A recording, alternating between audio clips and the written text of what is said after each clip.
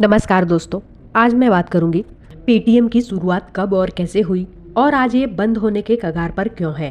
बात है 2017 की। अगर आपको याद हो तो पेटीएम के सीईओ और फाउंडर विजय कुमार शर्मा का ये वीडियो बहुत ही ज़्यादा वायरल हुआ था।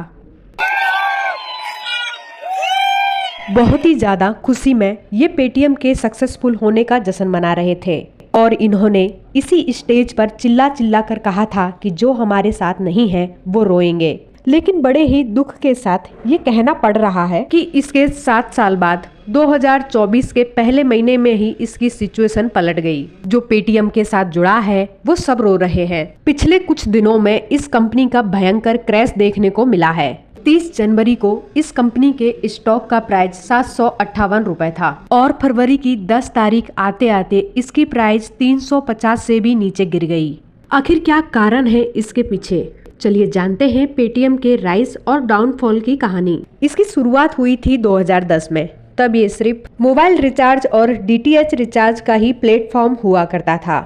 एक ऐसी ऐप जिससे आप सिर्फ अपने मोबाइल रिचार्ज और डीटीएच बिल ही पे कर पाते थे। कंपनी ने बाद में इस ऐप में और भी कई सारे धीरे धीरे फीचर्स ऐड किए। जनवरी 2014 में पेटीएम वॉलेट लॉन्च हुआ। ये वो समय था जब आप किसी को पेमेंट दे सकते थे और रिसीव कर सकते थे। 2015 के आते आते मेट्रो के रिचार्ज, गैस बिल, पानी बिल और बिजली का बिल भी पे कर सकते थे। लेकिन सही मायने में इस कंपनी की पॉपुलैरिटी में फेमस होने का टाइम 8 नवंबर 2016 के बाद देखने को मिला। वो दिन जब देश में नोटबंदी हुई। तब हमारे देश के प्रधानमंत्री ने इस कंपनी का कुछ इस तरह एडवर्टाइज किया कि नोटबंदी के अगले ही दिन न्यूज़पेपर के फ्रंट पेज पर पेटीएम का नाम लिखकर आ गया। उनका नारा था कि अब एटीएम नहीं पेटीएम करो। यहाँ खड़ी हुई लोगों की पेटीएम को लेकर पहली कंट्रोवर्सी। ज्यादातर लोगों का यही सवाल था कि क्या इस कंपनी को नोटबंदी का पहले से ही पता था? ऐसा क्या लिंक था पेटीएम का सरकार के साथ कि श्री मोदी ने नोटबंदी के दूसरे दिन ही पेटीएम की एडवर्टाइज कर दी। गाइस, नोटबंदी 2016 में 8 नवंबर रात को 8 बजे हुई थी और अगले ही दिन 9 नवंबर को पेटीएम की एडवर्टाइज नरेंद्र मोदी के फेस के साथ सभी अखबारों के फ्रंट पेज पर छपी हुई थी।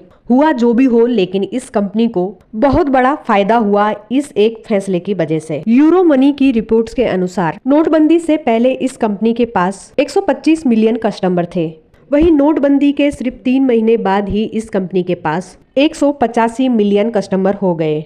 इसी मौके का फायदा उठाते हुए पेटीएम ने 10,000 एजेंट्स को हायर किया ताकि वो घूम घूम कर गली खोचे से लेकर लोकल दुकानों तक अपना क्यूआर कोड डिस्ट्रीब्यूट कर सकें। इस कंपनी की ग्रोथ बहुत ही अच्छी चल रही थी। लेकिन इसी बीच साल 2015 में एक चाइनीज कंपनी अलीबाबा ने $680 मिलियन पेटीएम में इन्वेस्ट किए और 40% स्टेक इस कंपनी के हाथों में चला गया।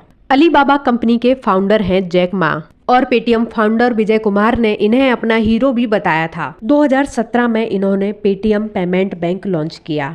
इसके साथ ही इन्होंने बैंकिंग सर्विसेज भी स्टार्ट कर दी। ये एक बैंक की तरह ही काम कर रहा था, जहां पर आप बैंक अकाउंट ओपन करवा सकते थे, बैंक डिपॉजिट कर सकते थे और डेबिट कार्ड ले सकते थे। लेकिन यह एक नॉर्मल कॉमर्शियल बैंकों की तरह नहीं था। पहला तो सबसे बड़ा यही है कि इनके फिजिकल ब्रांच बहुत ही कम होते हैं। दूसरा, ऐसे पेमेंट्स बैंक डिजिटल प्लेटफॉर्म पर ज्यादा काम करते हैं और आरबीआई के रूल्स के हिसाब से ये क्रेडिट कार्ड्स और बैंक लोन नहीं दे सकते। इसके साथ ही पेमेंट्स बैंकों में 2 लाख से ज्यादा डिपॉजिट आप नहीं कर सकते। इतना डिटेल्स में समझाने का मेरा मतलब यही है कि आप इसे क्लियर समझ सकें। गाइस, आरबीआई की गाइडलाइंस के अनुसार ही हमारे देश में मौजूद सभी बैंकों को काम करना होता है। अब 31 जनवरी 2024 को जो पेटीएम बैंक क्रैश हुआ वो इसीलिए हुआ क्योंकि आरबीआई ने इसे बंद करने का फैसला लिया। आरबीआई ने कहा कि पेटीएम बैंक्स बार बार हमारे रूल्स को ब्रेक करता रहा। उन्हें वक्त देने के बाद भी उसमें कोई भी सुधार नहीं किया गया और इसीलिए हम इस बैंक पर रोक लगा रहे हैं। 29 फरवरी 2024 के बाद पेटीएम बैंक अपने खातों या फिर वॉलेट में कोई नए डिपॉजिट्स एक्सेप्ट नहीं कर सकता। कस्टमर अकाउंट्स में पैसे टॉप अप नहीं कराए जा सकते। नए कस्टमर्स की ऑनबोर्डिंग नहीं कराई जा सकती। और आरबीआई ने कहा कि जितने भी नोडल अकाउंट्स बने हों इस पेटीएम बैंक पर, उन सबको 15 मार्च 2024 तक बंद करा दिया जाए। नोडल अकाउंट्स वो अकाउंट्स होते हैं जो ई कॉमर्स और ऑनलाइन सर्विसेज वाले यूज करते हैं। जहां तक बात है पेटीएम वॉलेट की, तो उसमें जमा पैसा आप यूज कर सकते हैं, लेकिन 29 फरवरी के बाद आप उसमें कोई भी पैसा ऐड नहीं कर सकते। इसके साथ ही आरबीआई का कहना है कि पेटीएम वॉलेट और उसके बैंक के बीच करोड़ों रुपए के संदिग्ध लेन देन के कारण ये पाबंदी लगाई गई है। आरोप है कि पेटीएम बैंक लाखों खाते बिना केवाईसी नियमों के पालन किए बिना खोले गए और इन खातों के जरिए करोड़ों रुपए का लेन देन हुआ। यही कारण है कि 15 मार्च 2024 तक आरबीआई ने पेटीएम बैंक को पूरी तरह से बंद करने का फैसला लिया।